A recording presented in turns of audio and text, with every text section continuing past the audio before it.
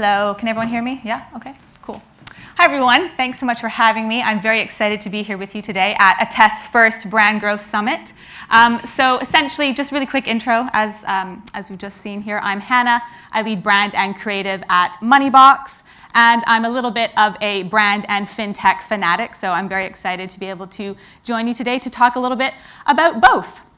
And essentially what I'm going to talk you through today is just a little bit of insight and some of the learnings that we took from our project that we oversaw last year, something greater, and that was redefining the Moneybox brand promise.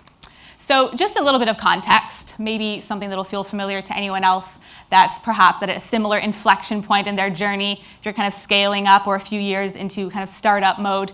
We kind of found ourselves last year, a little bit in the blink of an eye it seemed, in a position where suddenly we were kind of quite rapidly outgrowing our existing brand. We had gone a long way in 5 years from those initial early days when we were helping people to round up their spare change to now offering a really broad range of services spanning saving, investing, retirement, home buying. And it became really clear to us that we needed to kind of take a step back, have a bit of a cold towel moment and think, okay, we're talking to different people about all these different products in slightly different ways. We've got this kind of brand messaging that doesn't really fit all these various tasks that we're helping people complete. What is the big idea behind Moneybox? What's the really big promise that we want to bring to people? And naturally, the best way that we could think of to help us figure that out was to actually ask people and go to the people who mattered most. That was our existing customers and our target audience out in the world. And for the purposes of today's chat, I have categorized the stages of this project and the different types of insight that we used into 3 tidy categories with branded titles, naturally. So first we went backwards before we went forwards. Then we did a little soul searching and went inwards and outwards. And then we were finally able to go onwards and upwards, all replete with heaps and tons and more data and consumer insight that we could shake a stick at. So I'm going to take you through some of the most insightful parts of that project. So first, we went backwards, then forwards. And, you know, for any other musical fans out there, we felt it was good to start from the very beginning. It felt like a very good place to start.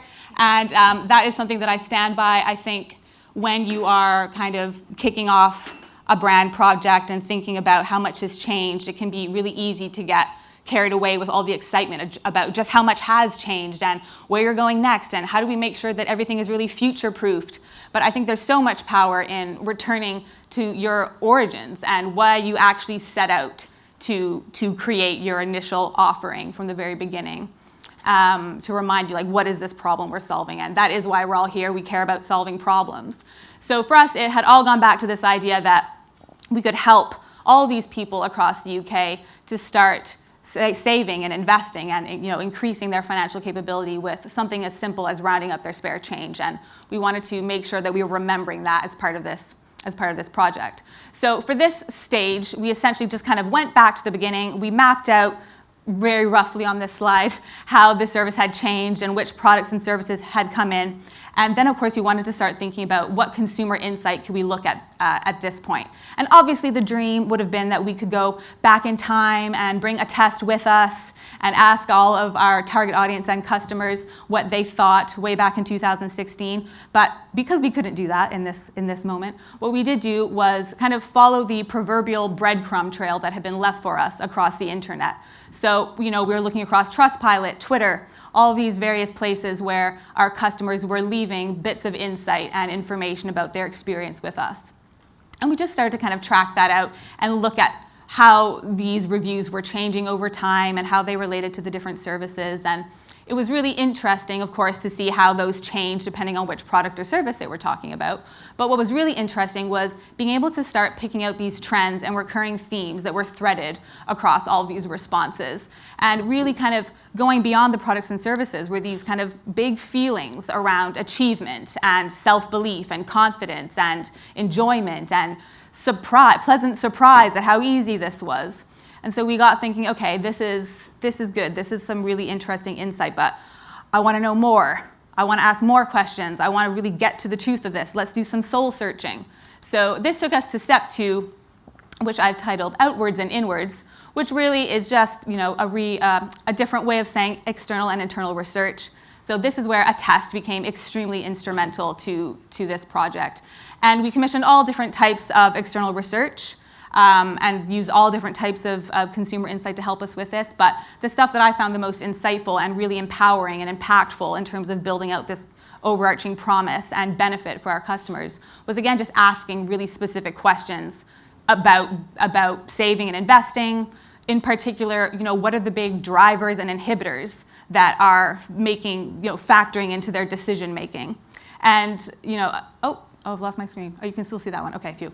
So I think, interestingly, these kind of trends coming up, obviously you have some quite direct responses that you would expect, drivers being, I want to be a homeowner. I want to have a rainy day fund.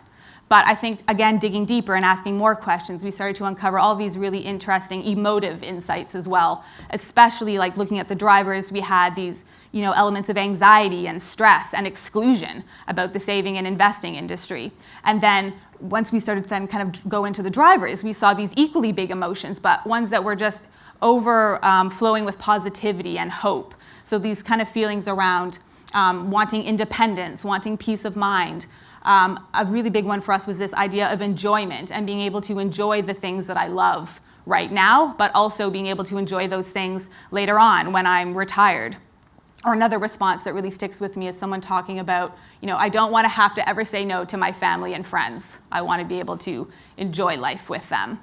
So this was, again, really impactful in terms of helping us start thinking about this kind of emotive benefit that transcended money itself as we started building out this promise for our brand. And then, of course, it was equally important for us to talk to our existing customer base.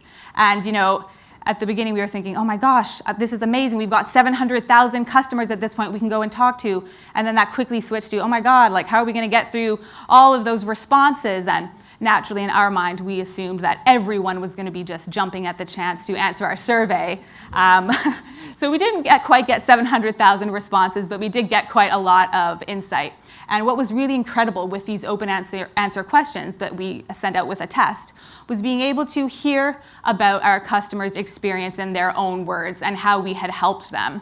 And even more powerful for us in terms of keeping my head on straight was being able to really quickly start to uncover the trends and recurring themes across all of these responses. Regardless of which product or service they were using, how long they had been with us, age, gender, and just again start picking up these recurring emotional themes around confidence building and achievement and self-belief that we're feeling really empowering and again building up this picture for us. So ultimately, equipped with all of this insight and data and creative time within the business and lots of different opinions coming together to think about all of this insight, this helped us to go into the next stage, which was onwards and upwards. So moving onwards, we then finally felt really confident in landing with this new brand promise that we were really excited about. And it was this idea of helping you turn your money into something greater. And we were really excited about this line because we felt that it responded to all of the things that we had set out for ourselves in our brief. We felt that it was true to our origins, but also encapsulated the literal things that we help people to do, whether that was, rounding up those first few pennies and starting to invest them, or buying your first home, or actually finding all of your lost pension pots and combining them into one big retirement fund that you could start looking forward to in the future. But then on this kind of bigger level, beyond that, we also felt that it was kind of capturing these emotive elements that were coming in through the research. This kind of transformational power of being able to turn your money into something greater and giving that power to our customers and to our target audience. And then lastly, this kind of last emotional piece was this kind of openness to something greater that transcended those kind of literal monetary goals in and of themselves, tapping into these feelings of peace of mind and achievement and self-belief that people were telling us about in their responses to us.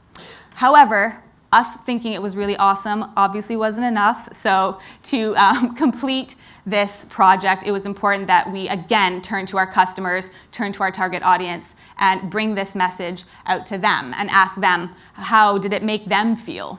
How did they interpret this message? Did they like it alongside some of these other messages that we had kind of come up with and put together? And again, it was just really empowering for us to be able to see, okay, people are resonating with this. This is landing on something. And ultimately, this gave us the confidence to be able to take this new brand promise out to market. We released it out into the wild, if you will, on the sides of buses and digital escalator panels. I hope that maybe you saw some around.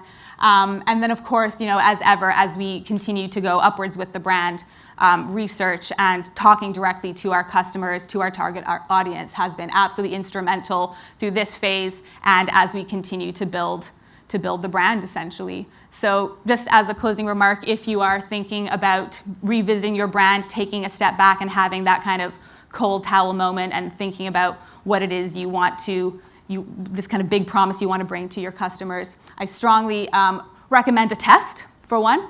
And as part of that as well, I think just taking that step back, thinking about what it is you want to do with consumer insight by looking backwards before you look forwards, doing a lot of soul searching, looking inwards and outwards, and then finally taking it onwards and upwards with help from your customers and your target audience. Thanks very much.